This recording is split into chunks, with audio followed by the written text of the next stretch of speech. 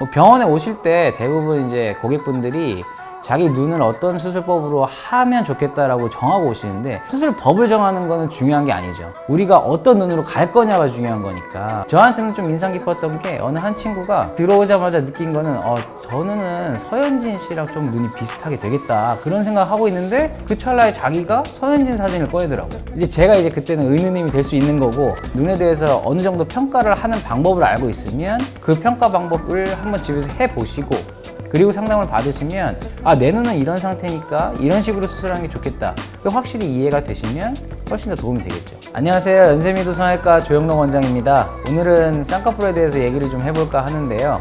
요즘은 기술이 발달해서 그런지 본인들이 본인 눈을 좀 뽀샵을 해서 오시는 경우도 덜어 있고요. 연예인 중에 좀 과하게 잘하는 케이스들이 있어요. 인형 눈처럼 돼 있는 경우가 많거든요. 그런 눈을 저한테 보여주시고 이런 눈으로 해달라, 사진을 갖고 오셨을 때 저희가 명확하게 말씀드려야 될 것은, 하필이면 자기 눈은 또 자기가 좋아하지 않는 연예인의 눈을 따라갈 수도 있는 거거든요. 수술을 하게 되면 할 수 있는 것과 할 수 없는 것을 명확하게 설명드리는 게 상담에서는 제일 중요할 것 같아요. 쌍꺼풀에 대해서 좀 알자, 자기를 좀 진단해보자 하는 목적이 있기 때문에 쌍꺼풀의 원리가 어떻게 되는지 한번 알아보면 좋을 것 같아요.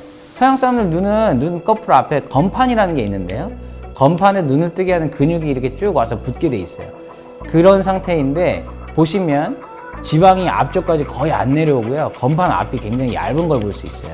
그리고 하얀색으로 아주 섬유주직들이 촘촘하게 눈 앞으로까지 뻗어 있는 걸 볼 수 있어요. 그래서 실질적으로 눈을 딱 뜨면 그 부분에 피부가 같이 딸려 들어가면서 쌍꺼풀이 아주 높게 생기거든요. 근데 동양 사람들 중에서 아주 전형적인 동양 사람들 눈을 보면 대부분 그렇지가 않아요. 위에가 피부도 두껍고 그 다음에 지방도 좀 두껍고요, 그 사이에 그 친구들이 눈을 뜨게 하는 근육의 섬유주직들이 앞으로 뻗지 못하게 앞에서 막아주고 있는 거예요. 그래서 눈을 뜨면 앞에 피부랑 지방 그 층은 그냥 그대로 있고 눈만 떠지게 되는 거죠. 그게 이제 동서양의 눈의 가장 기본적인 차이예요. 그럼 우리 동양 눈에서는 그 중간에 막고 있는 지방하고 피부 그 사이를 눈을 뜨게 하는 근육하고 연결을 시켜줌으로써 눈을 떴을 때 내가 원하는 피부 두께만큼 안으로 싹 들어가게 쌍꺼풀을 만드는 수술을 하는 거죠. 지금부터는 이제 간단한 내 눈 진단법에 대해서 좀 설명을 드리고자 해요. 첫 번째로는 사실 주변 사람들이 내 눈 평가하는 게 되게 중요해요. 다른 사람들이 평가할 때는 정말 객관적으로 얘기해 줄 수 있거든요. 예를 들어서 눈이 좀 답답해 보인다, 그거는 앞팀하고도 관련이 있는 거고요. 눈 사이가 멀어 보인다, 이런 평가가 있을 수도 있고요. 눈꼬리가 좀 올라가 보인다든가 눈을 좀 바깥쪽으로 텄으면 좀 좋겠다, 이런 얘기를 들으실 수도 있고요.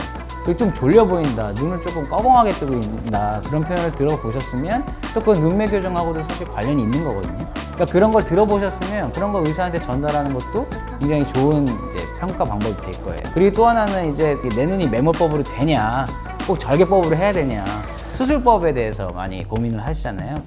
일단 내 눈이 메모법으로 되는지부터 한번 판단해 보시면 좋을 것 같은데요. 좀 손거울이 좀 작아가지고 다시 좀 큰 거울을 바꿨는데, 일단 거울 앞에 앉으셔서 이제 가지고 계신 집에 있으시기가 제일 편해요. 한쪽 눈을 감아 보시고요, 감으시면 피부에 얇은 주름이 보이실 거예요. 그 주름으로 눌러보는 거죠. 눌러서 눈을 뜨시면서 바깥쪽으로 쭉 뻗어 봅니다.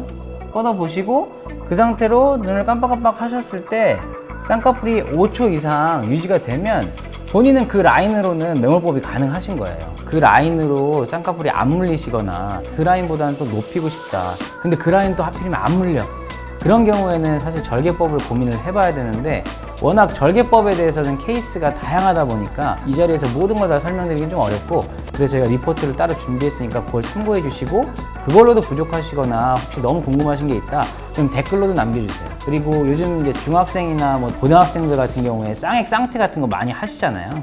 직장인분들도 하시는 걸로 알고 있는데, 그거 한두 번 하시는 건 괜찮은데 그게 습관이 되면 그 피부가 처지기 때문에 또 그것대로 불편한 점이 있거든요. 그래서 쌍꺼풀이 생기는 게 이쁘시면 반드시 상담 한번 받아보시기를 권유드립니다. 언제나 쌍꺼풀 수술 한 눈이 예쁜데, 물론 쌍꺼풀이 없다 그래서 매력적이지 않은 건 아니죠. 그런데 미학적 관점에서 볼 때나 눈을 뜰 때 피부가 또 안으로 살짝 말려 들어가기 때문에 눈이 처져 보이는 거를 조금 보완해 준다는 점에서 쌍꺼풀은 굉장히 이점이 있는 수술이라고 할 수 있겠습니다. 단 과하지 않아야겠죠. 짧은 시간에 좀 많은 거를 전달드리고 싶었지만 사실 이보다 더 드리고 싶은 말씀은 많고 개개인별로 다르기 때문에 이제 본인의 상황에 궁금하신 게 있으시면 댓글로 남겨주세요. 그러면 저희가 성심성의껏 답변해 드리도록 하겠습니다. 오늘 컨텐츠가 도움이 되셨다면 구독과 좋아요, 알림 설정까지 부탁드릴게요.